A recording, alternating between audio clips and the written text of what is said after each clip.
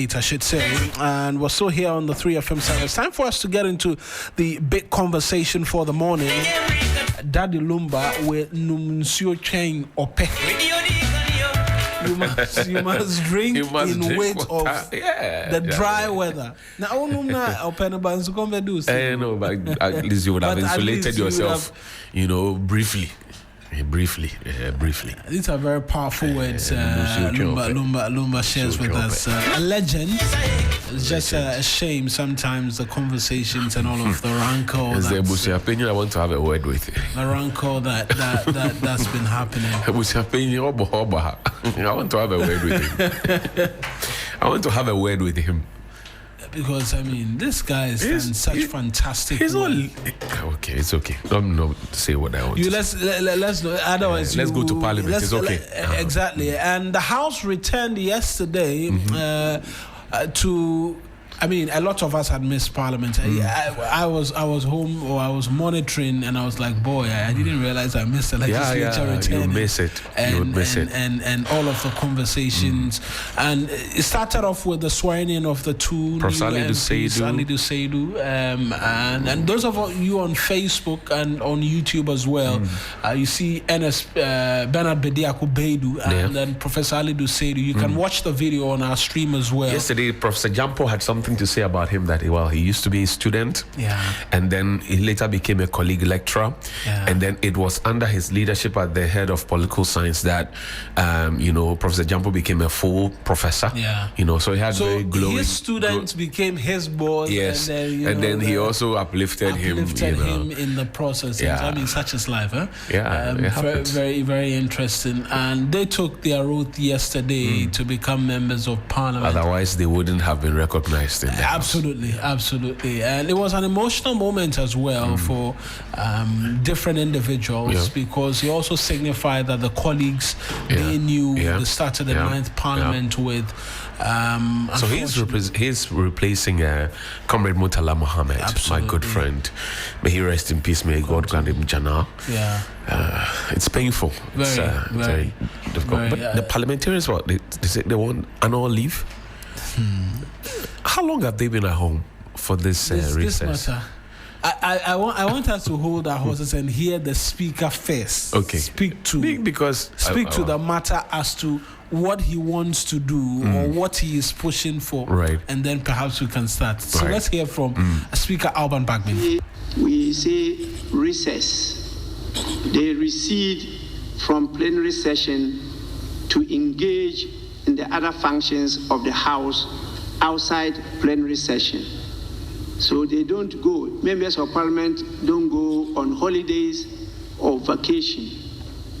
They recede to continue to do the work of Member of Parliament. I think it's something that we have to consider because the Labour Act expects that you should also have some leave. Some leave is done all over the world. Members of Parliament have leave so that you can rest. Those of us who have sacrificed all these years, we know how our families have been destroyed because you never have time for your family. You never have time for people dear to your heart, the people that you grew with, and sometimes they don't spare you. Please, let's think over it. Discuss with our neighbors outside the Parliament and at least get a few days to have some breathing space, if not to rest, but to share love with your immediate family members. With this, Honorable Minority Leader, you may proceed to make your comment. Nomination of Chief Justice. Following consultations with the Council of State, conveyed by its letter dated 14th October 2025, and in accordance with Article 144, Clause 1 of the 1992 Constitution of the Republic of Ghana, I have the honor to respectfully submit for the approval of Parliament the nomination of Justice Paul Bafubone as Chief Justice of the Republic of Ghana. Justice Bafuboni has distinguished himself through unwavering integrity, sound judicial temperament, and a deep commitment to the rule of law. Attached are the nominees' curriculum vitae and supporting documents to facilitate the vetting process. I trust that Parliament will expedite the approval process in accordance with constitutional requirements. The nominee is accordingly referred to the Appointments Committee for consideration and report to the House. We trust that this will be done in accordance with the laws of this country. And at the end of the day, please, we'll give you ample time for us to assist His Excellency to make sure that the confidence in the arms of government are restored and enhanced. While recent indicators show modest macroeconomic gains, these are yet to bring real relief to the ordinary citizen. The truth is, stabilization means little if the youth remain unemployed and families still struggle with the cost of living. Enough of the rhetorics. The 24-hour economy must not be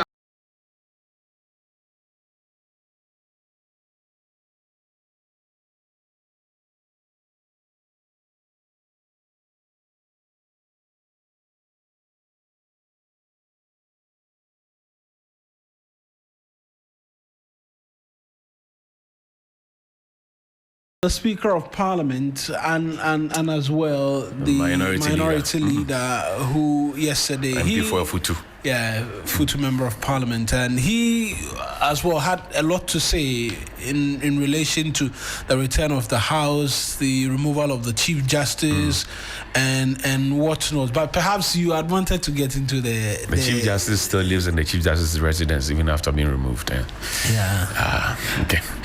Well, that aspect of the conversation will come up because yesterday the Speaker said the vetting will proceed, even though she's gone to court and is seeking an injunction. But Parliament is independent, so they would run their business. Absolutely. Yeah.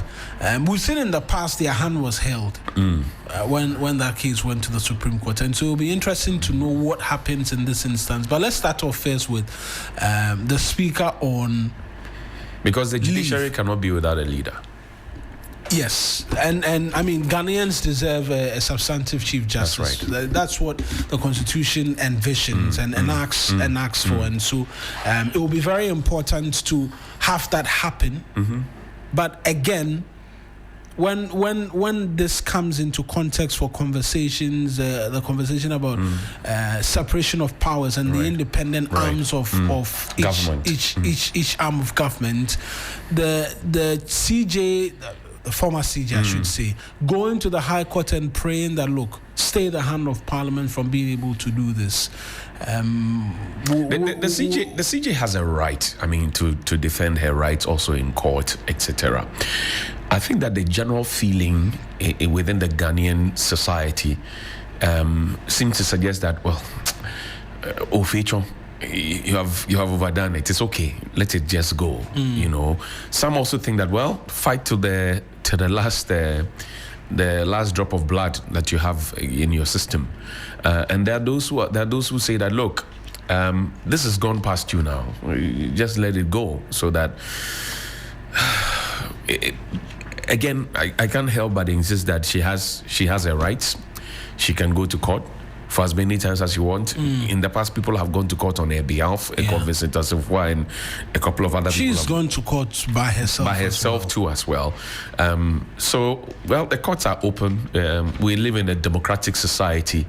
If she believes that she has a case, why not go to court and get yourself be heard?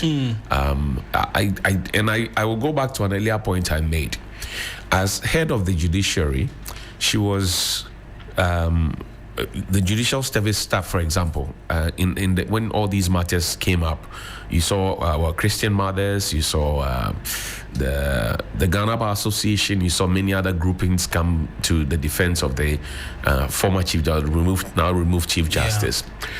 The judicial service staff who work directly under her, who are supposed to be her subordinates, stricto sensu. Right. They have not written anything to support her leadership, which I found very, very strange because, look, if the Ghana Bar Association found it worthy to, in fact, the Ghana Bar Association issued 2 statements, first and then the second one.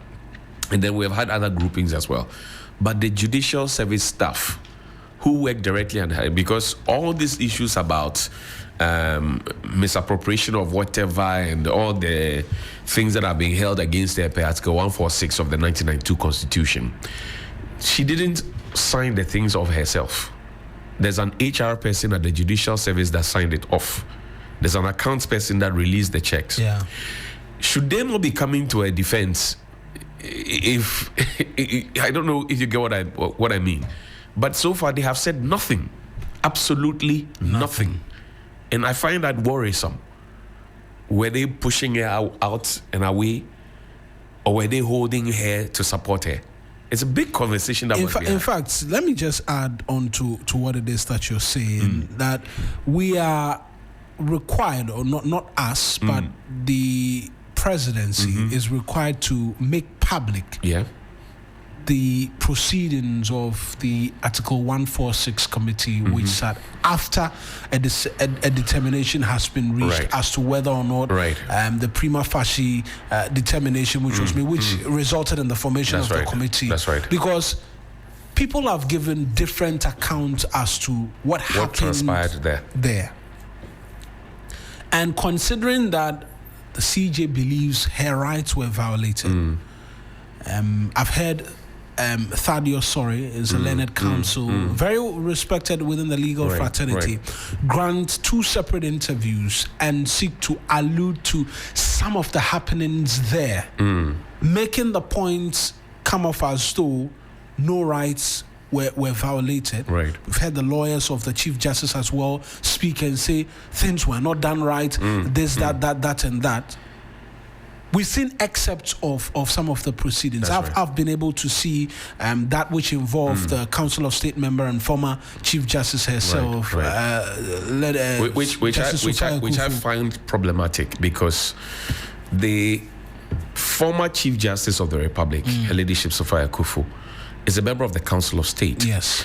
Now, when a petition of such nature is received by Article 146, right, it is referred to from the presidency to the Council of State to make a determination whether there is a question to be answered as prima facie literally. She sat in the meeting and abstained from voting after hearing the argument for and against, however they did it, and then now goes ahead to serve as a witness for the Marina. I mean, she felt a sense of duty. No, I don't. Look, so don't be part of the conversation whether for or against, because and you then don't decided say to that recuse you yourself. have recused yourself, you have abstained, and then you go and be before the committee. Come on. I understand the point, because once you decided not to vote, don't involve yourself. You've taken a stand. A position. Do you understand? Because indecision in itself is a decision. Then you go now to go appear before the committee as a witness for the embattled Chief Justice. Come on. But so we've seen that, except of hers, and then the different conversations. I think it will be only fair for us to see the full transcript of what happened, because in one breath they say people were being searched, the ground rules for which the committee and the manner in which they approached the hearings in itself, questions of evidence being brought in, whether or not there was fairness in the entire process. When we have all of these and we're doing the reading, a determination can be made. Marina, the Article 146 provision in the Constitution talks about all of this happening in camera. Yeah. I doubt that the former Chief Justice or the removed Chief Justice does not know what in camera means. She does.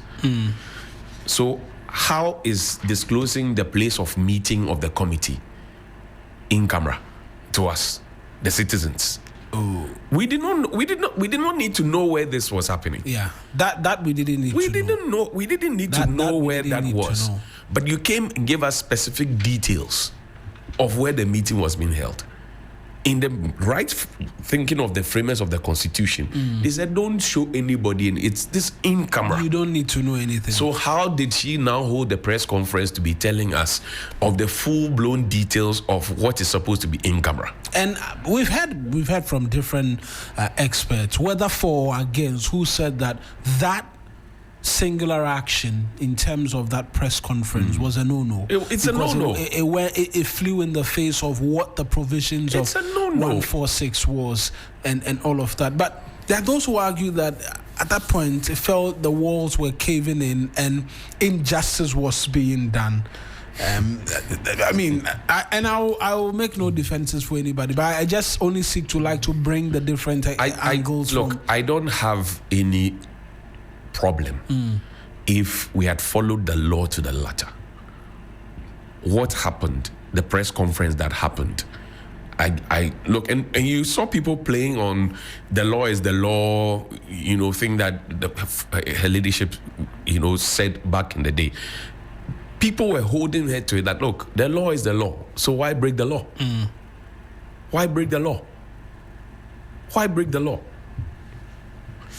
Well, anyway. Austin Bracco Powers, I understand, has filed an RTI that the entire proceedings and the transcripts as well be made public to allow for conversations and a better understanding as to, because this will continue to be over our heads.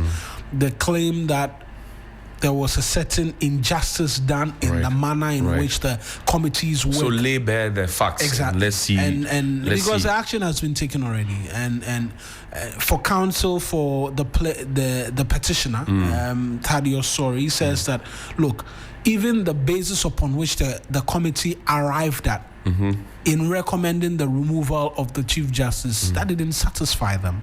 Right. They felt there were graver things which should have been held for, and not some of the things that they mentioned. Which made them arrive at the conclusion. And he, as well, is of the firm belief that, look, the committee didn't do them some good in terms of allowing them make their case fully. And so it's not just one person, but in the end, at least they petitioned asking for he's a lawyer. He would defend his people in his case. Absolutely. Everybody will. Absolutely. And so it will be good for us to know what transpired, and it's good that there's an RTI that's will we be breaking the in-camera clause in the law if we publish the report? No. In the aftermath of the hearing and the proceeding and everything, some things are best not known. That's what you believe? Yes. Some things are best not known. Do you know how many reports are written in this country that never see the light of day? Like, it's on a need-to-know basis. Well, considering the interest has peaked, because who generated the interest? This is a Chief Justice. Never before in our history has it gone through this path. There was actually a law professor who was telling us that these laws are just in the books. You're not supposed to be Charlie. So yes, there is that. There's that belief. There's because to an extent. If we were to go by the spirit and letter of the Constitution, and we have a copy of the Constitution. That's right. 1992 Constitution is lying here. Those who are following us, there's a reason we picked it up, and we'll get into that. We'll get into that because the speaker mentioned the swearing, the vetting of the Chief Justice, the nominated acting right now. That's why we sort of ventured into that. There are those who argue that, look, if we are to follow the spirit and letter of the Constitution, we'll be removing the people left, right, and center. Yeah, but if they have done something wrong, and it flies in the face of the law, they should fall for it. How does anybody preach to us that there are certain laws in the books, but they are not supposed to be implemented? They are just there for decorative purposes? That I disagree, because it serves a purpose. Otherwise, the judiciary will then become. Mawena and Johnny Hughes can do something and the law will deal with them, but some other people are not supposed to be dealt with by the law. What kind of Togo jeans, low budget Togo jeans? No. Let's get into the Speaker's request for leave for members of Parliament. He won't leave. The Speaker of Parliament, Alban Bagbin, and we heard him yesterday say that, look, members of Parliament, they come when they are on recess, they go into the constituency, and then they are actively engaged in terms of work there as members of Parliament as well. I disagree with him. Members of Parliament, are they not the ones who say they are just agents of change and legislators? Yeah. So when you are on recess, when you go to your village, what work are you doing? So they have to have time and... I'm not saying you should not have time to sit with your family. But who goes on a 3 months leave? Engage in who goes on a 3 months? That 3 months wasn't their fault. If the house was not ready, they can't come and but you have been at home for 3 months. You return the first day you come to work, you're asking for leave. It's a very great, you have been very interesting point. 3 months. The first day you turned up for work, you're asking for leave. That's very interesting because it was the first day we turn up. And then, some of the most important things you're asking for leave. The point he raises, he asks that, look, we have to consider leave for members of Parliament. We have 12 months in a year. You have chopped off 3. It's left with 9. They'll go for recess. You go for another recess, and the first day you turn up after 3 months is to ask for a new leave. Oh, come on. When they are on leave, they get paid. Don't they get paid? When they're on recess, yeah. They get paid. They get paid. Now, I'm saying that in this country, even the President of the Republic is not entitled to 3 months leave. Even the President of the Republic, number one gentleman, is not entitled to 3 months leave. I have nothing against parliamentarians, but I sometimes think that, you remember that we kept talking about insecurity in this country for a very, very long time. Yeah. The first thing the parliamentarians thought about was to find bodyguards for themselves. Yeah, they asked for police protection. Thank you. They've got it. The citizens who pay their salaries and who take care of them, and whose monies are used as loans to give them to go and get their V8s, etc. Do I have a policeman following me around? You want police protection? I'm not asking. I know you're not asking, but I'm not asking for it, but I'm saying yes. If we give you, like it. Me, the employer, I don't have. My employee has. My employee makes the first demand. Oh, Chairman. If we give you, you like it. I don't have anything against parliamentarians. Yeah. But we need to state that I honestly think that, look, we've traveled outside the country before. Prime Minister of UK, he rides in the train, the Elizabeth line. He rides in it. He doesn't ask for certain privileges. We were in this country when Boris Johnson came here. I was driving an old vehicle pulled from the UK High Commission. We spend money. There are people who have been in Parliament for maybe 4 terms, 5 terms. Every single term in Parliament, they get new vehicles. Every single term in Parliament, they get new vehicles. They get a loan to buy new vehicles. Yeah. You reported from Parliament. At the beginning of every parliamentary, don't you see the vehicles come there, the exhibition, and then they will tell you who gets a loan, who takes a loan to get a vehicle at a certain reduced rate, because they are paying about 70 or 60% of the loans. When we get those ones, we like. So you're already in a privileged position, insisting that we should call you honorable when some of them have not been honorable enough, breaking chairs, breaking microphones and other things, misbehaving in Parliament. The Speaker didn't speak about that. He cannot talk about it. He didn't talk about it. Because we will hang that garland of shame on his neck. As for it's a point that I want to. We will hang on his neck so greatly. That look, I have a lot of respect for him, but we cannot allow hang that on his neck to go just like that. Soldiers intruded the Chamber of Parliament. No talk about it. People have broken tables and what have you. No talk about it. Look.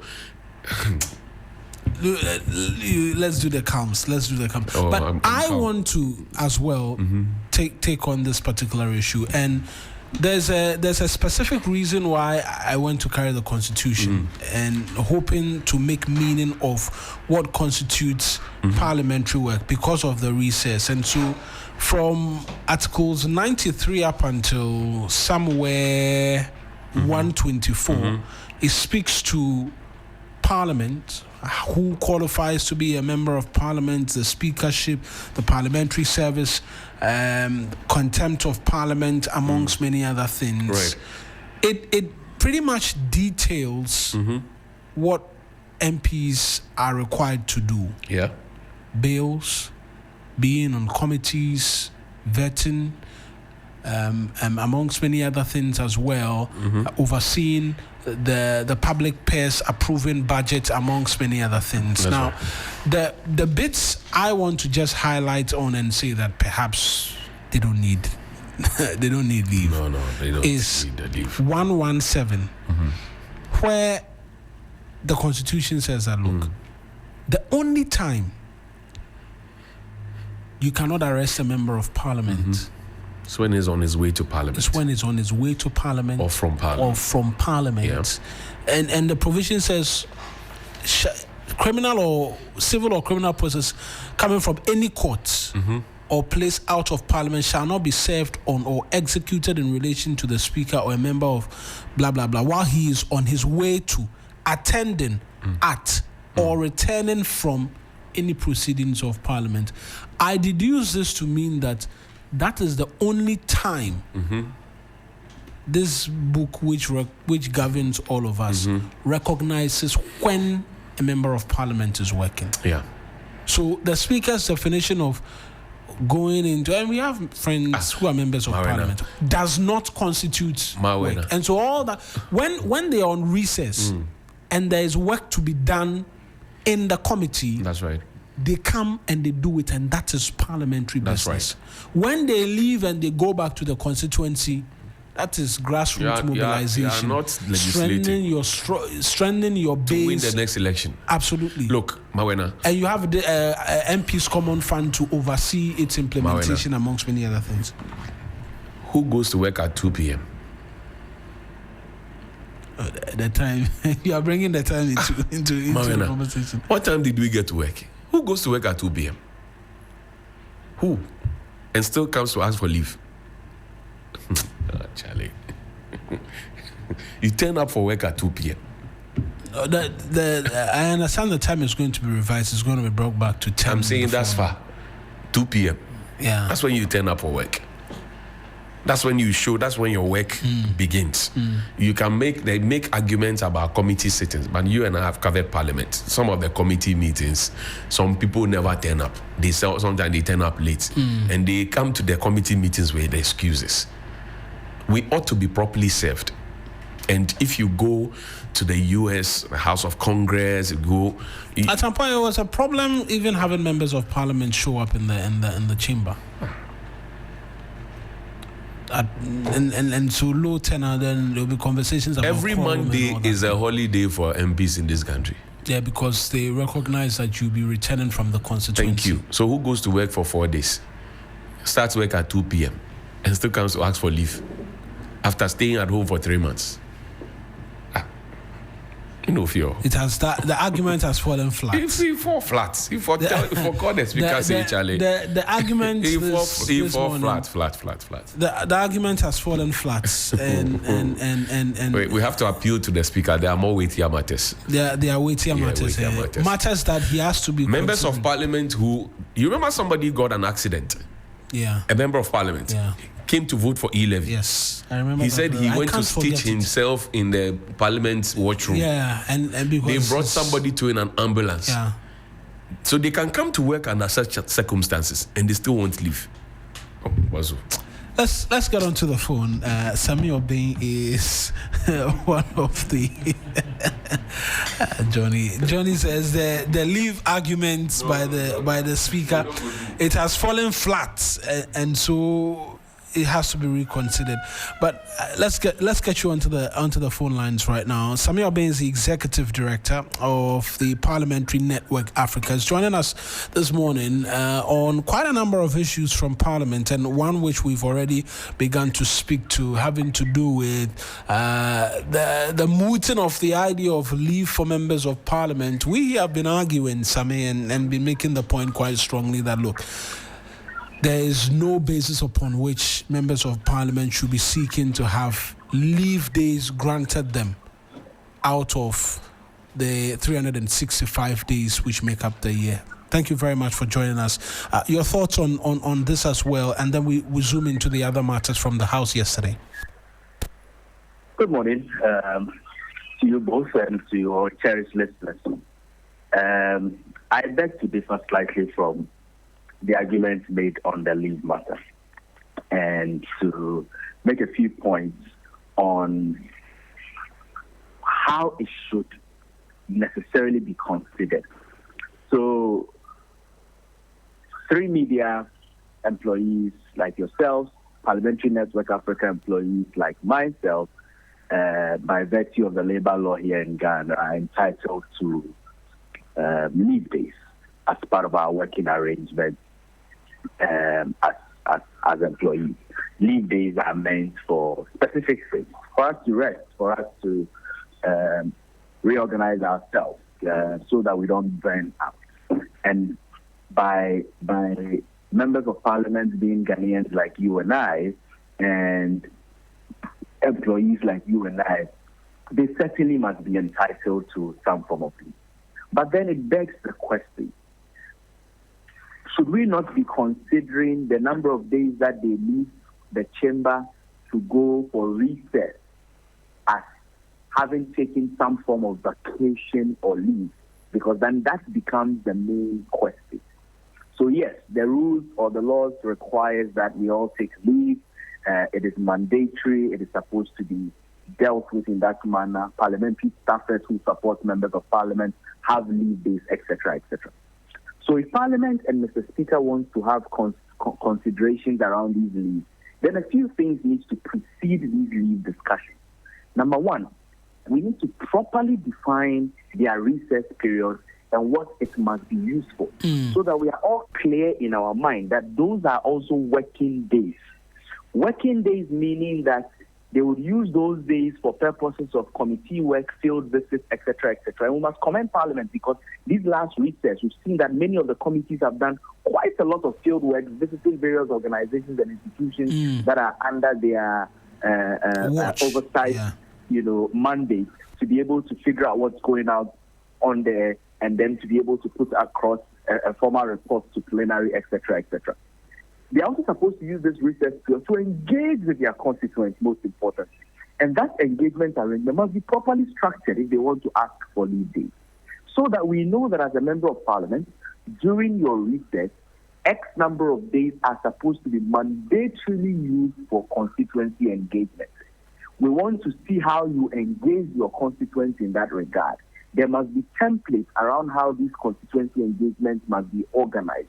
There must be monitoring and evaluation mechanisms for us to be able to know that constituency A, you've got 20 divisions under you. By the mandate of Parliament and maybe by virtue of some resource support that is being given, etc., etc., you are supposed to engage your constituents to brief them on what happened in the last meeting of Parliament that has just closed, and to be able to give them indications on what are some of the things that Parliament will be considering next when they come back, to pick their feedback, to have a reporting mechanism so that we know that during that particular period we are working. Why is this important? Of the 276 members of Parliament that we have, there is no doubt that there are some of them who use these recess periods for some of these things that I have described, and they do it diligently. But there is no doubt also that there are some of them that these periods are periods for vacation and for personal, private businesses, which we must not be bearing the cost always for them to be doing these kinds of things. And so, yes, Parliament must certainly have conversations around leave days for members of Parliament, but this conversation must be preceded by how they get to structure their recess period in a way that allows them to account for those number of days. And I hear you on the need to restructure in terms of what work is and all of that, particularly during the recess period, because that's been a part of the conversation we've been having. That look, near 3 months on recess, you return and the first thing you're talking about is leave. But perhaps I want us to begin to put this into proper context as to what constitutes work for a member of parliament. We know attending to the House, committee work, and then as well going out on field visits, amongst many other things, constitutes the core mandate of what a member of parliament is expected to do. And once it's a legislative position, it also requires that you would have to take the buy-in of your constituents in terms of the decision-making process, amongst many other things. But the truth is that throughout the entirety of the year, they do not do this all 365 days. Well, it's a legitimate question to ask, what constitutes work? And this is a question that needs to be explained properly. Other than that, we're mistaking, what constitutes work. You know, there are people who envy those of you who do morning shows. Some of them feel that, these guys, they come to work at 6 a.m. By 10 o'clock, they close. And then they have the rest of the day to themselves. It's not like that, too. They should remove it. They should remove it from their minds. We don't do that. If you know how you guys will have to wake up very early in the morning, make sure you're having pre-production, conversations before your 6 a.m. show starts. After your 10 o'clock closing, having your post-production conversations, planning for the next day, going on assignments, etc., etc., etc. Then people would have recognized that, you don't actually work 4 hours a day, but you work perhaps the full 8 hours or 40 hours in the week, to be able to compensate for this. The same applies to members of parliament. The standing orders provide for 4 straight hours of sitting days. Sittings when it comes to days when Parliament is sitting. So in the past standing orders, when Parliament was supposed to sit at 10 a.m., the standing order says that they sit from 10 a.m. to 2 o'clock in the afternoon. Of course, we know that conversation is even coming back to sit at 10 or to sit at 2, etc., etc. So 4 hours. During this period, Parliament work entails what you do in the chamber, what you do at committee in the various committee rooms, the various courtesy calls, the various engagements, what you do in your offices, as members of parliament. So from Tuesdays to Fridays, members of parliament are expected, when parliament is sitting in ordinary times, to be in parliament and to work the minimum 8 hours, either in their offices, in their committees, in the chamber, etc., etc. 8 hours? On Monday. 8 hours, because initially it was 10 to 4. All of us are supposed to do our standard 8 hours in a day, right? And so if the chamber work takes 4 hours, that's why I preluded this with your example as media person. The number of days we see you on air, the number of hours we see you on air, it's not just the number of hours you are working. The number of hours we see members of parliament in chamber does not constitute just the number of hours that they work. There are a lot of administrative work that gets done, in their respective offices, absolutely, etc. So Tuesday to Friday, they're supposed to be in Parliament House and to work a standard minimum 8 hours, just like all of us, right? Now, they would usually leave on Fridays to their respective constituencies. That's the assumption. And so, be involved in weekend activities within their respective constituencies.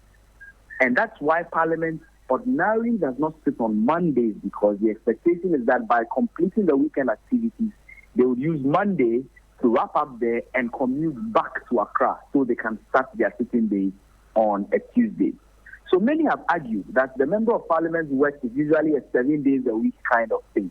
And that is why there must be conversations around, work-life balance, around their health, physical and mental health related matters, etc., etc. And of course, this is a conversation that is not just a Ghana conversation. In fact, in other countries where we work, there are conversations because there are even deeper conversations because members of parliament are actually dying, from all manner of stress-related complications and illnesses.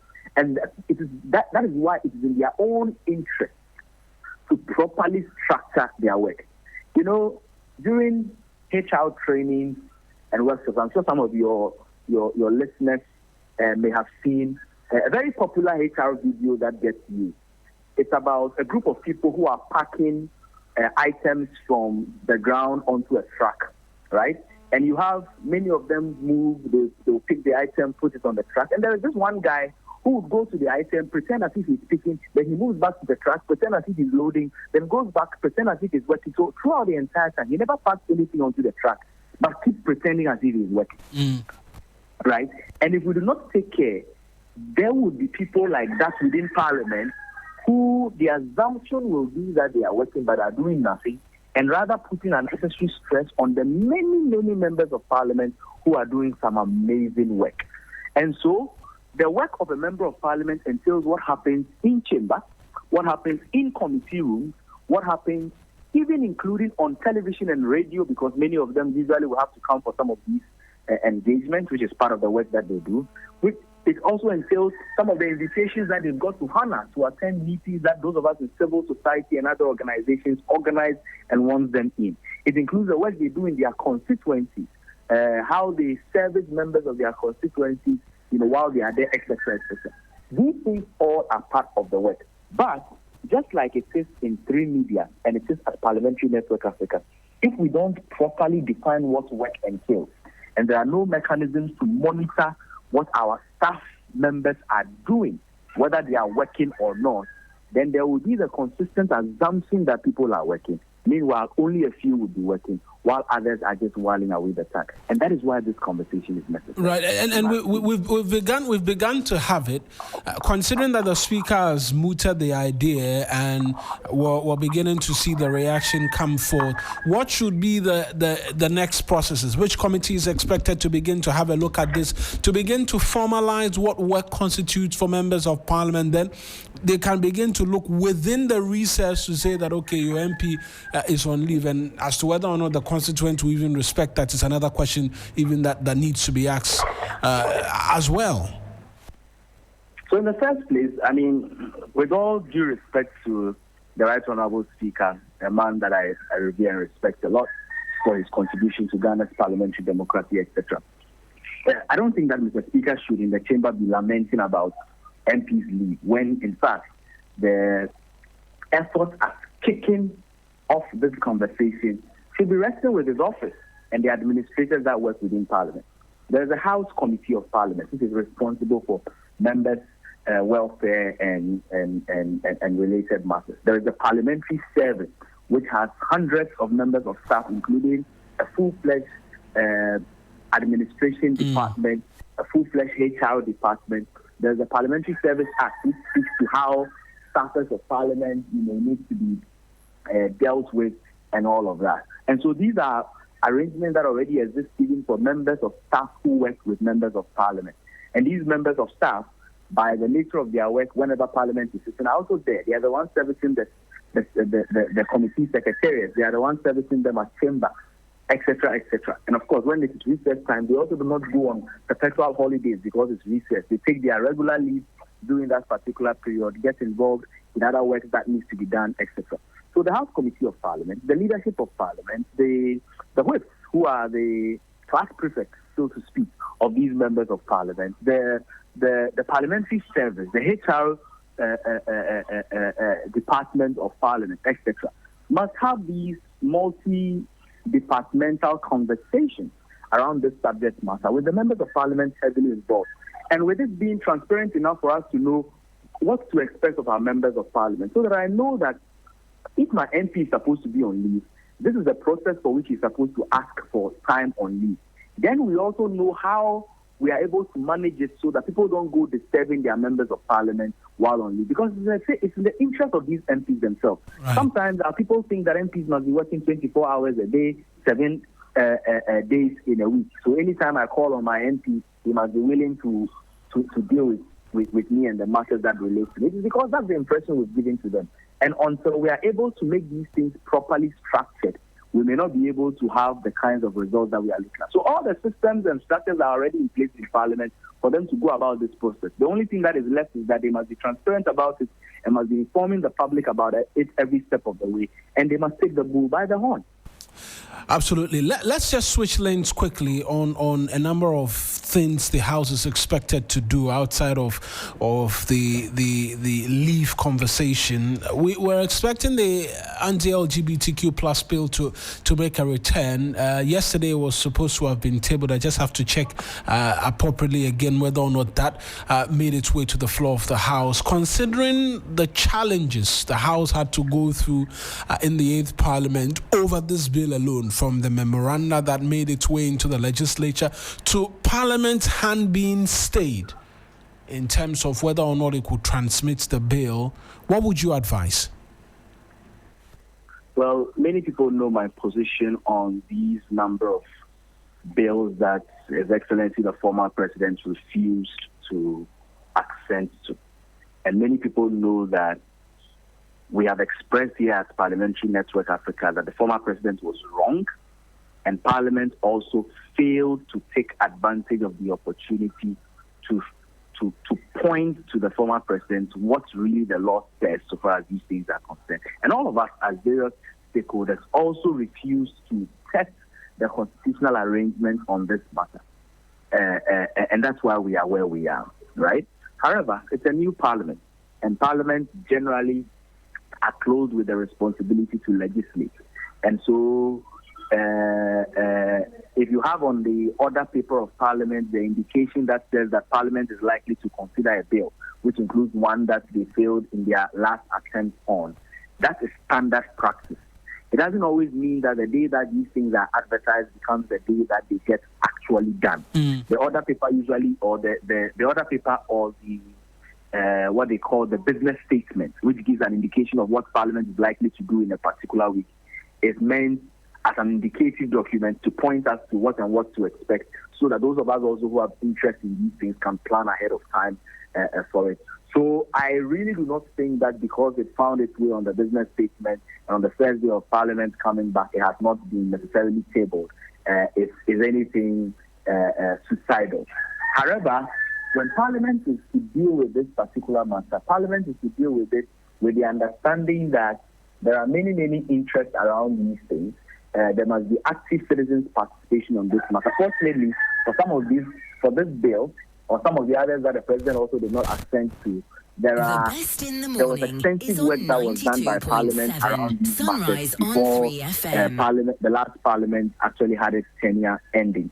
And usually in parliamentary practice, all of these previous work would have already been factored into. All of these previous work would have already been factored into the work that the new Parliament will do, to make sure that the length of time that it takes to consider these bills are not as long as what it took for the previous ones to be done. So for us as watchers, we can only be watching, we can only be participating when opportunity is given for us to participate. For Parliament also, their rules are very clear about how they deal with these matters, and we expect that they will go ahead to do just that. Right then, Sammy, thank you very much for joining us this morning here on the 3FM Sunrise.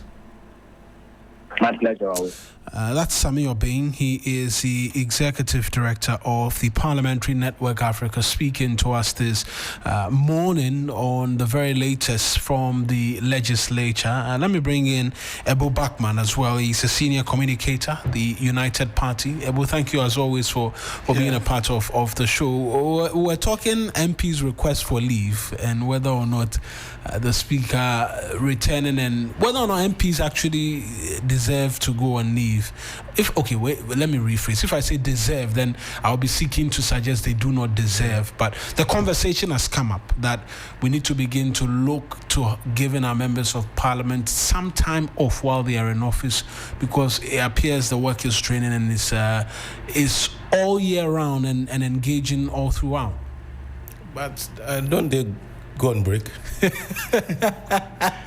It's the same argument, but it's not on the break. Yeah, Johnny is giving me it's the same thing. But the explanation from the watchers of Parliament, which Sammy Obeng is one of such individuals, he was seeking to tell us is that, look, even on break, committee works coming. Even on the last break they were on, a number of the committees, Public Account Committee, Local Government Committee, Energy Committee, I know was visiting installations to get access. So all of that constitutes work. And so within that framework, we need to have a conversation as to how we can find time for them, and say that within period A to this point, they will not do anything. They are off. And, they will not do anything. They can rest as well. I mean, let's face it. I mean, if they have that long period of break, even when they work during some of the days on so are you saying that if they go on leave, parliamentary work should come to a halt, even at the committee level? Is that what you're saying? Then the chairman of a committee is on leave, and then an urgent matter comes before, and the speaker wants. Yeah, so I don't really get the drift. Unless they come and explain it better, because I really don't. I think they always have enough time when they go on break, and so I don't think it is something that has to be considered. Personally, that's my personal view. I don't think it is something that has to be considered. Yeah, I think what we rather need to let them know is that they are there to represent people, so they should be visiting their people quite often. Because the parliamentary work, if you look at historically, the essence of parliamentary work is that because all of us cannot be in parliament or in Accra, we send someone to come and represent us. What the person would have to do is that you have to take things from the constituency to parliament, and also take things from parliament to the constituency. Because if you send you and you don't come back to report to us, then what kind of representation are we having in parliament? So I think that is where parliament should place more emphasis, that their parliamentary work should not be seen only in parliament, but to go back to their people. So they should be given time, specific time, to go and do specific work in their parliament, in their constituencies. Right. For me, that is what is important, because some people vote for an MP and they don't hear from the MP the whole of 4 years that the MP will be in parliament. And I don't think it's fair to the people who sent him there. The MP comes and he only goes to the constituency office of his party. Are you getting it? He doesn't even engage the people as to the happenings in parliament and all that. So yes, if there's something that they need to look at as a body, it should be specifically, we are giving you this month, go to your constituency. These are the issues that we've deliberated upon in the House. Send these issues to your people. Let them understand and get their input and bring them back to parliament. If you do that, I think we will be able to navigate the work of Parliament a bit better. I'll pause you here, and then we'll go for these rounds of commercials. When we return, we get into the conversation on the former president meeting the flag bearer hopefuls of the NPP. That's one of the many things. And then we'll still stay in Parliament, because we know that the former CJ has gone to the High Court seeking a judicial review of the work done by the Article 146 committee. The Speaker yesterday said, look, the appointment, the nomination of the new CJ, the vetting will proceed. What does this mean for her action in court as well is one thing that we'll get some legal perspective on as we proceed. But let's go for these quick spots of commercials. When we return, we get a bit more into the conversations.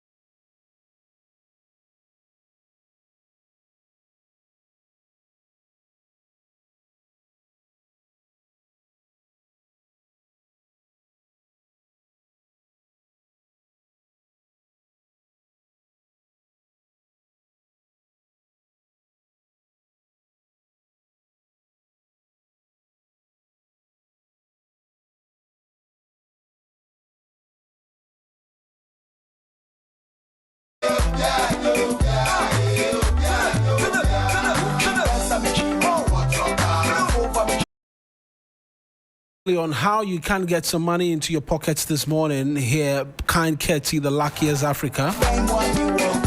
It's a season of winning again, and this time it's not just about chasing wins, we're collecting them. The luckiest is back again, bigger and better, with chances to change your life. And we're going to show you two quick ways to do that. The first is that you grab your phone, dial *712#, you choose option 1 to buy a ticket for yourself, or option 2 to buy for somebody else. If you want the system to pick a number for you or generate a lucky ticket for you, go with option 1 again. But if you prefer to choose your own ticket number, that's option 2. Confirm your payment with Momo and you're in. Now, the online way, head to theluckiestafrica.com and register. Tap on community tickets to either pick your own lucky number or let the system choose one for you. You can buy a ticket for somebody else as well. And when it's time to pay, use Momo if you're in Ghana, or pay with your card if you're abroad. One ticket can multiply your money by 500 times, and your whole community could win 10 times over. This is your golden chance. Hop on and let's get lucky together, because luck is everywhere. I'm still in studio with Ebu Bakman. He's Deputy National Communications Officer of the United Party. They've courted quite the controversy. I always remind them whenever one of them is in the studio, because there are threats of legal action amongst many other things. But that's not what we are going to get into today. The former president, yesterday met, or perhaps let me start off with Parliament, because we're still on Parliament, and we know that there's been a nomination of a Chief Justice who is expected to undergo vetting. But the previous Chief Justice, who was removed, the Article 146 committee work, says that, look, there was injustice done me. The expectation is that can be looked at, and so possibly injunct the process or stay the hand of Parliament in proceeding with that. The Speaker says they are going to proceed nonetheless. There could be a bit of trouble on our hands if the House decides to continue. There are those who argue that, look, Parliament is independent and should not be stopped from going about its work. Where do you stand on this, just quickly, so that we can get into matters of politics? Yeah, I'm on the side of the Speaker. I don't think we should drag this issue any further. The woman is gone, and she's gone. There's nothing she can do to come back. So I think you have a nation to build. So I believe that we need a Chief Justice, a substantive Chief Justice, to be in the chair. So I really don't see her succeeding again. You know, she's tried several times, and any time she tried, she failed. I don't know why she's still pursuing this issue. Probably, maybe the president will have to consider if she's chasing her entitlement. I mean, if the president could... But the entitlements, we were told there was someone who was supposed to have been having a conversation until the press conference came, which sort of marred the negotiations and all of that. Yeah, I know. And so possibly it cannot be entitlement that she's after. She believes she should not have been removed, and she needs to be, in a position. She has to accept the fact that she's gone. I mean, and you went through the due process. And so I believe that what she's doing is much ado about nothing. I'm being very honest with you. I mean, maybe she just wants to, frustrate maybe the executive, and also affect the things happening in the judiciary. But I think once she's gone, she's gone. I mean, I'm on the side of the Speaker. They should proceed with the vetting and give us a very solid, substantive Chief Justice, Mr. Baffoman, who should have been Chief Justice long ago if we were very sincere people. And so You say Justice Baffoman should have been Chief Justice long ago. I mean, ahead of Tokodu. And I mean, so yes, I can't wait for the vetting so that he becomes the substantive Chief Justice. Prof Enoch Opoku-Antwi as well has joined us via the telephone line. He's a governance, leadership and policy expert. Prof, we're just having the conversation quickly on the Speaker announcing to the House yesterday that, look, vetting is going to proceed nonetheless, despite the former Chief Justice's action in court seeking to stay the hand of Parliament in considering the nomination of Justice Bafo-Boni. Ebo says, look, I support the Speaker wholeheartedly. Do you support him as well in deciding to go ahead when there's an injunction pending? Yes, good morning and greetings to your listeners everywhere in the world.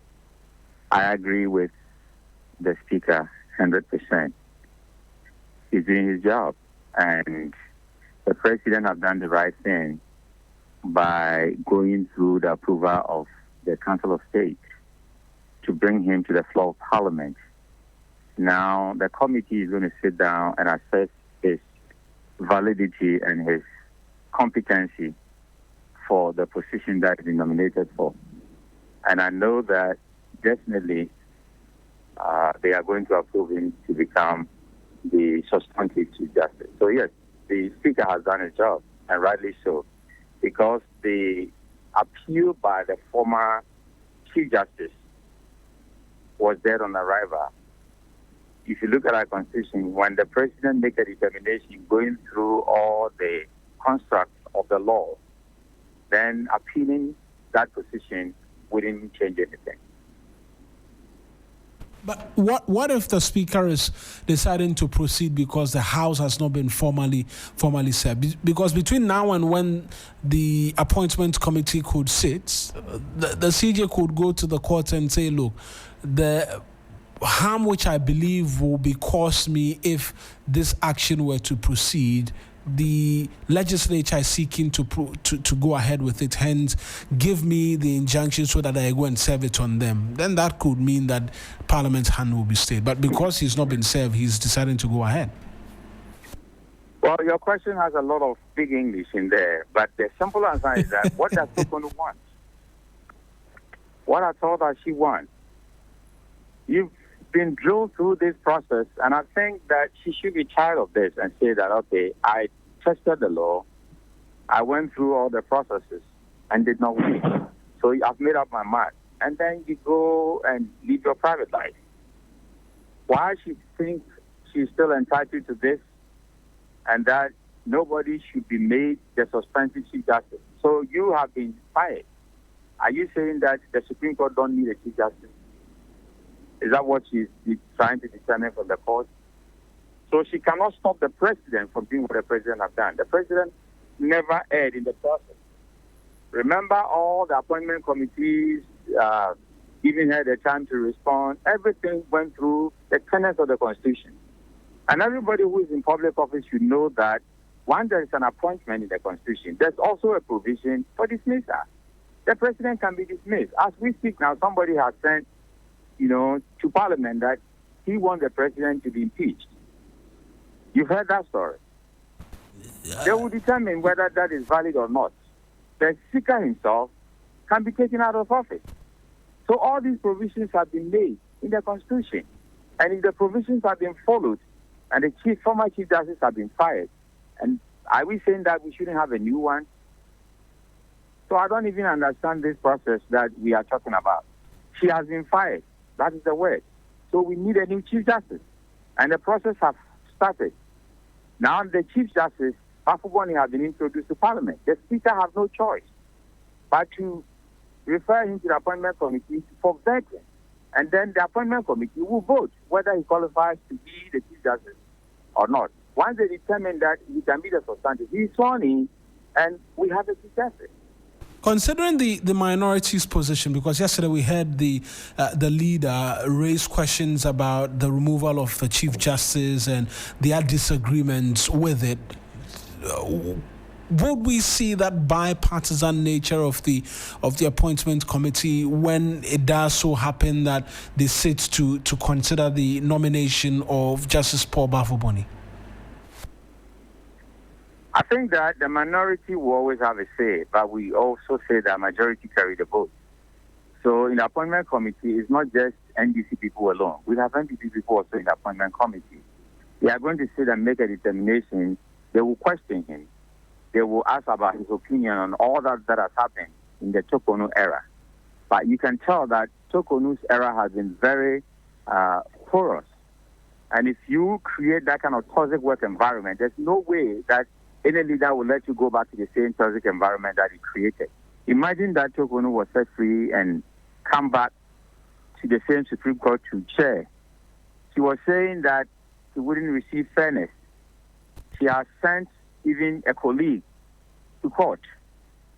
Do you think that his other colleagues, now 21 of them, justices at the Supreme Court, will be able to work with her?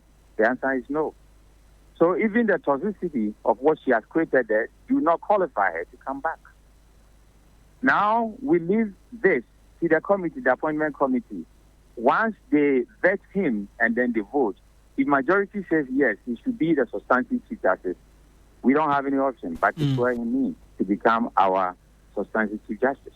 Right. Let me bring in Mr. Ibu Bachman as well on the subject matter, just briefly as to what the composition of that appointment committee could be like, considering the minority's opposition to the removal of the CJ and the speaker saying that, look, I'm going to bring this individual before you and you have no other option than to carry out your parliamentary duties.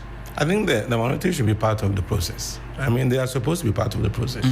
That is why they are there. They are there and they are paid from taxpayers' money to be there. And so I expect them to be there. And if they are not there, the majority should go on with the vetting. It should go on with the vetting. Yeah. Right.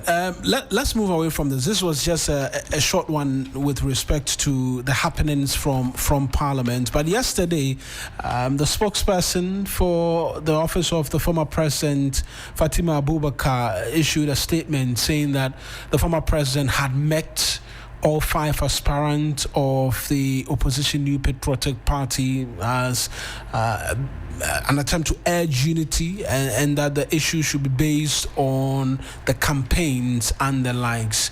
A bit late in the day, the horses have bolted out of the stables before seeking to close shop, amongst many other things, considering how the campaign has gone. Let me start off with you, Ebo, before I go to Prof on the phone lines. Obviously, this is a panic reaction. Panic in what sense? Panic reaction. See how it was. The meeting was held on the heels of the United Party. Yeah. You found a way to the Unity Party has actually it's a. You have it. You have this on good way. It's a panic reaction. You know, they know. Let's be honest. The campaign has been acrimonious for some time, and so why are they only now meeting to redirect the campaign of the party, the internal campaign of the party?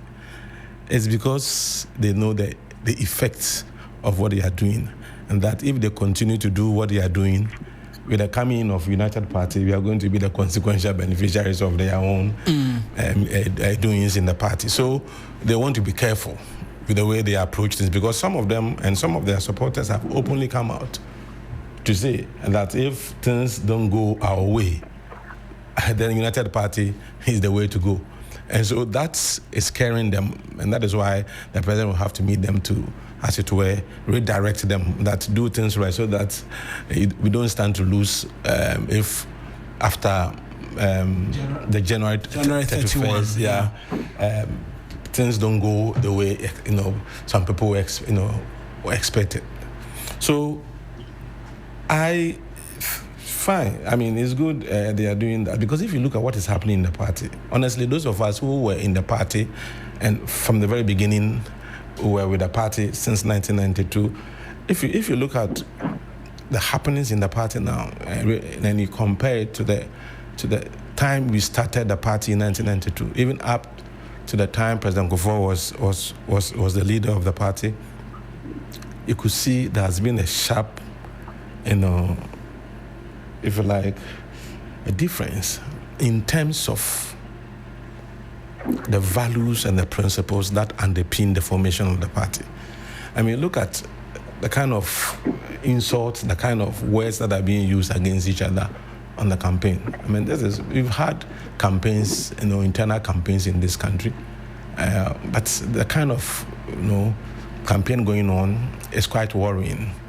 And so it is important they bring the people to order so that they can have a very clean campaign. From the word go, the whole thing has been schemed and skewed in favor of one person, Dr. Bawumia. And the process itself, the fact that they are doing early presidential primary is because Dr. Bawumia had earlier said that he would want that to be done. After he said that 2 weeks' time, the National Council decided that they would do that. So, and these are facts, these are information out there already. So, some of them are not happy, not because of the insult piece, but even because of the process itself.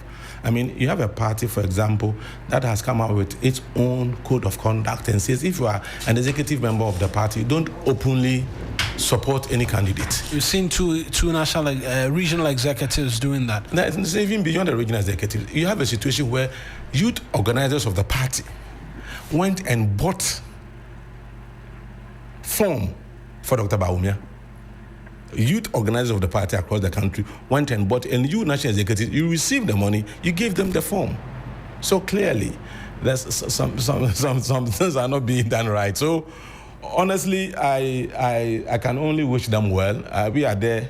We are going to be very serious competitors in this game, and so I wish them well. I see, as I said, this is a panic reaction.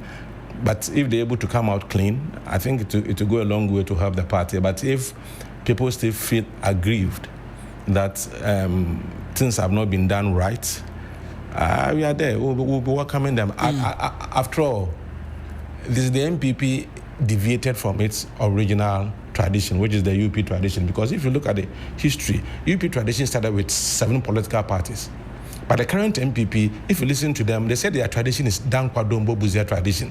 It is no more the original UP tradition, because the original UP tradition, you had Ewes and Gans in there. But if you look at the tradition now, the on which the party is based, it is Dombo, Dankwa, Buzi, only 3 gates.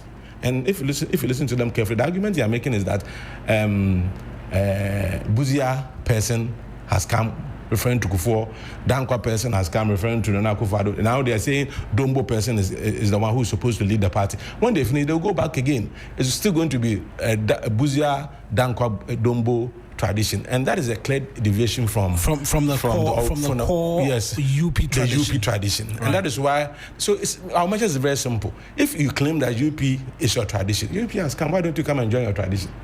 So you are hoping things will not go as bright for them as possible, so that they will end up coming. Oh no, I can only wish them well. But if they misconduct themselves, and it happens that people will have to come and join us, we will welcome them. Right. We will never wish them ill. But if they're not able to properly conduct themselves, and after their primary, people feel aggrieved and they want to join the United Party, they will be most welcome, because then they will be coming home to the original UP with the kind of values and principles that underpin the formation of the party. Let me go to Prof on the phone lines as well. Prof, we're seeing the former president coming.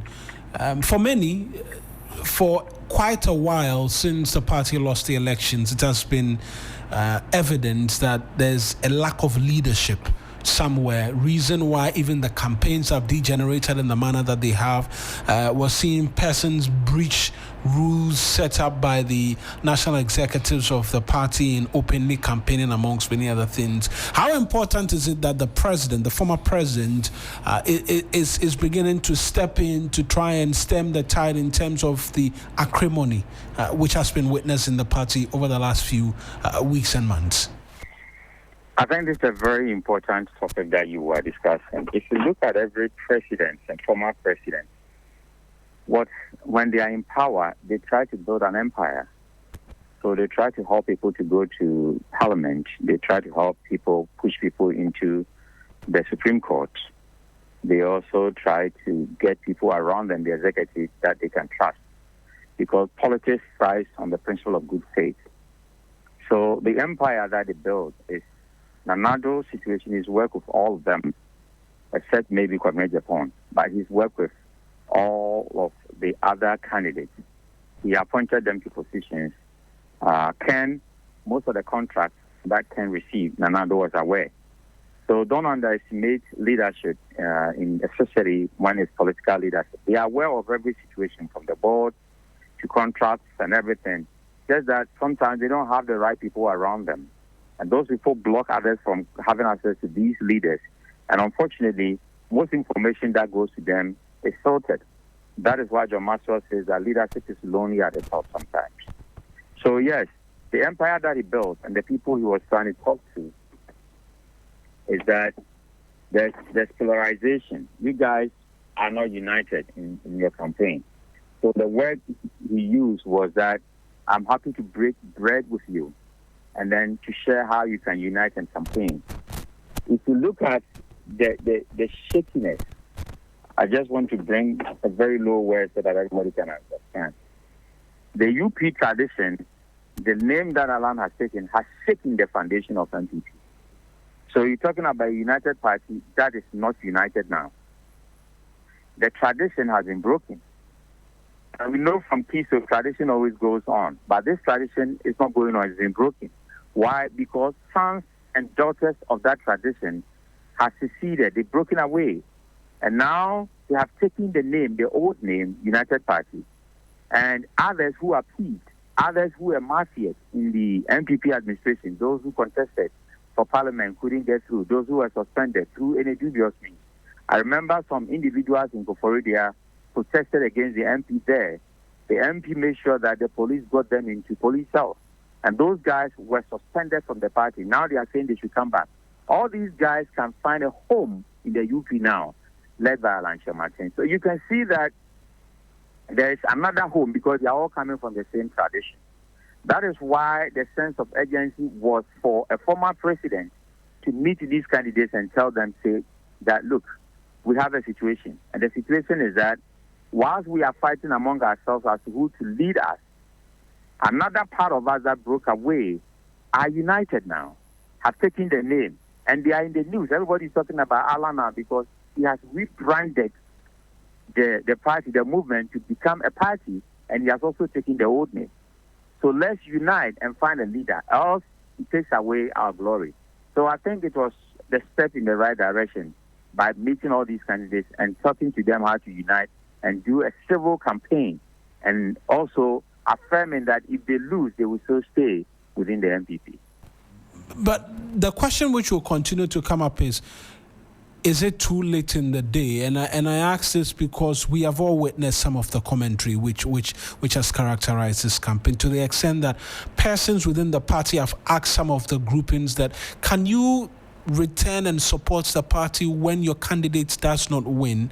You think all is not lost, can be salvaged, that the unity the president speaks of could return? Because it's not the first time we're having leadership speak to the fact that there should be unity in the campaign and that the messaging should be issues-based. So all over the world, what politics means is different from Africa, the way we see politics. I want to stand. Politics, you nominate yourself to contest for a position, to serve your people. That is the bottom line. But if I want to serve as a member of parliament, and the people that I want to serve are saying that we don't want you rather to serve us, but we want Mr. B to serve us, that shouldn't be a problem. You are there to serve, but they have chosen another person to serve them. So that should have been the case. But unfortunately, in our situation, it is different. When people don't win and they feel that it's not fair, the same reason why in 2008, Alan left the NPP, that his people were intimidated and a lot of things, violence that went on. He cannot stay in that party because it's not the NPP that he knows. Now, if the same thing is repeated within the next 3 months, because January 31st, we are 3 months away for the NPP to go and elect the flag bearer of that party. If the same insult that goes on and nobody stops at Bronyes and the Wuntumis the way they speak, and nobody stops the other people from the other side the way they are throwing stones into the park, and it becomes insults, it becomes feisty, it becomes abusive, it becomes violent as it was when the last election was held and they selected a presidential candidate, then we are going to see people who feel that the waters have been so muddy that they can't come back to the same party. And that will be an opening for Alan to say that, okay, I wasn't happy. That is why I left. So if you're also not happy, you also receive the same violence and insults, then come join me. If that happens, then we are going to have a divided NPP. One going back to the roots, to the UP, and the one moving forward with Nanado's movement. That will be dangerous because then we are creating ANC situation in South Africa and other East African countries where we might have just one party state in ND. One party said. Let me just quickly return to Abu again on that aspect of the going forward from here. They've heard from the former president who spoke into them, made the point that, look, the unity of the party is what he's committed to. He's asking that all of them put their hands together and work towards it. Going out from here, with all of the background that we know, the perception that this has been skewed towards one individual amongst many other things, is the onus now more on the former president, I should say, I keep saying the former president, to begin to work to try and, in the eyes of the contestant, level the playing field based off on the perception which has been created in the lead up to now? Eric, you see, truth be told, what is happening in NPP now is the fruit of the seed Nanado planted when he hijacked the party. And so if the one who destroyed the party now wants to, rebuild the party, I think it will be good for the party. But as you said, I think it is too little, too late. Is it? Yes, I mean, we're 3 months, near 3 months away from the election. You see, if you have followed this campaign, someone like Musa Superior is on record to have said that until Bawumia becomes the president of this country, no other person in the party can become president. This was reiterated by Wuntumi captured that on also. And recently, one of Dr. Bawumia's special aide, Krobia Santi, something, has also repeated that until if Bawumia doesn't cross the line, no other person in the party will cross the line. That's the level of acrimony in the party. And so I don't think the president, he may have meant well by inviting them, but I don't think it will do any good to what has already been destroyed. In any case, as I said, he is the one responsible for what is happening in the party. He took over the party. But if he's responsible, he can begin to find ways to mend this. Because these comments you speak of, I mean, there's a perception that it will be, I can't find a better word than rigged. It will be skewed okay, so let me say skewed. It will be skewed in favor of one individual. How does he begin to correct that perception? Because I recall seeing Ken, when he filed his nomination, after which Dr. Bawumia filed, said that the party's official social media handles were being used to stream the filing of just one candidate when all of the others did not witness same. And so it's not things we just speak of. They feel it and they are speaking to it. Outside of just making these comments that will ensure unity and all of that, what can he do? Otherwise, they could return to doing what they've been doing. See, the truth is that Dr. Bawumia is still the system's candidate. And Nanado supports him, except that this time around he doesn't want to do it openly because he knows the kind of baggage he carries. And so he wouldn't want to transfer that to Bawumia. And so this time around he's doing things secretly. He supports him. If anyone told you that Nanado doesn't support Dr. Bawumia again, it's a lie, it's a big lie. But you see, and the people are aware. And so your question is very important. How is he going to do it so that even that perception, that even if it should remain perception, that perception can be erased in the minds of the people, because whether you like it or not, he's still the system's candidate, and they are going to support him, and they're going to do whatever it takes to make sure that he wins. So I really don't think just meeting them to tell them they should campaign on merit, integrity, and service and not be attacking each other will be the solution to the problem that has been the party since this campaign started. There's more to the issues than just having a meeting with them, because if you listen to them individually, you know, because some of them are our friends, we talk to them a lot. And if you listen to the things they say, I fear for the party. I've said that if they don't take care, the party cannot be recognized beyond 31st January 2026. Because are you sure about that? Oh yeah, I'm very sure about it. I'm very, very much sure about it because of some of the things we hear behind the scenes. Because, as I said, we are still friends with those people in the party. We were there before we left, and so we keep, engaging. And I tell you that if they don't take care, we will be the beneficiaries of whatever that is happening in the party. At the end of the day, we welcome those who want to join the UP. You are just big on you welcome those who decide to leave after it all.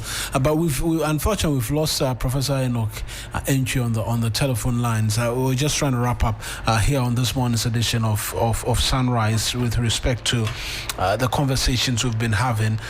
The president will have to do more, but let me just pick your thoughts. By his record, one thing is that, you see, it is still fresh in the minds of the people. Nanado's level of destruction of the economy, the Galamsey issue, corruption issue, these things are still fresh in the minds of the people. So for him to now, inviting all of them like the godfather to be speaking to them like that, of course, whoever emerges, still the Nanado baggage will still be hanging on the person's, on the head, because I don't really. Your record was nothing to write home about in terms of economy, in terms of, look at DDEP, the number of people who had to die because of economic mismanagement. I mean, look at the issue of Galamsey, the fact that even the seat of government became Galamsey Hub, according to Professor Frimpong Boateng. And to the extent that, look at the corruption cases that are coming up.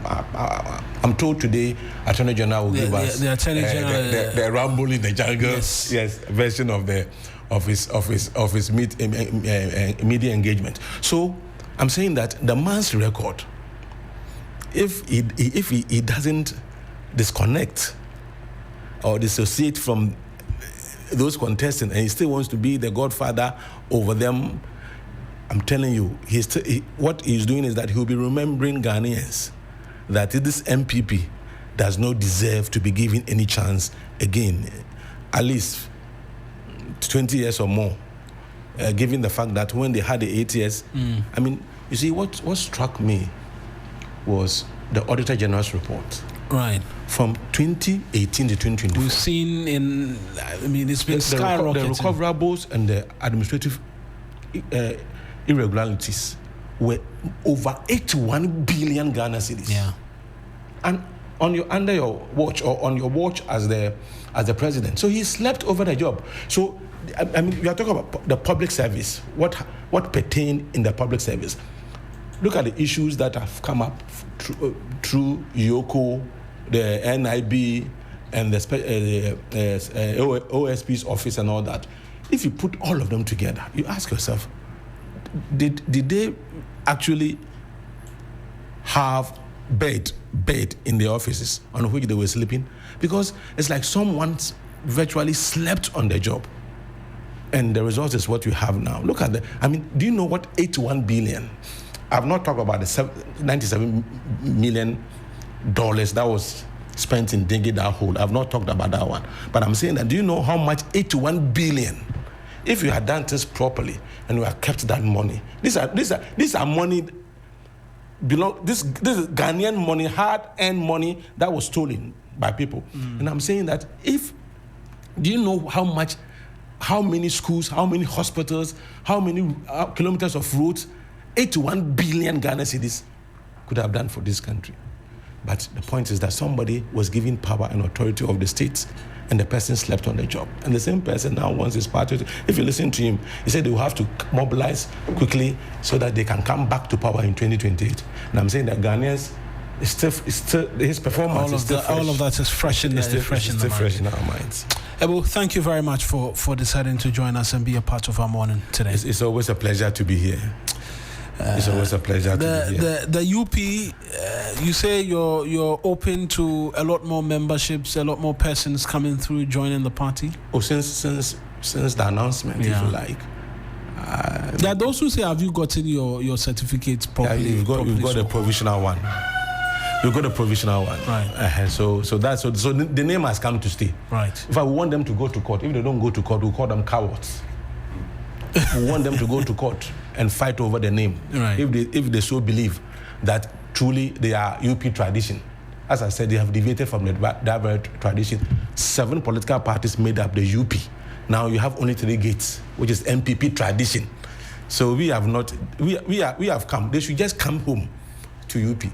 Ebo Bachman is the Deputy National Communications Officer of the United Party. Thank you very much for joining us. Thank you. It's always a pleasure. I was looking forward to meet my brother, my senior man here, the boss himself. Yeah. When he comes, tell him I was around. I'll tell him.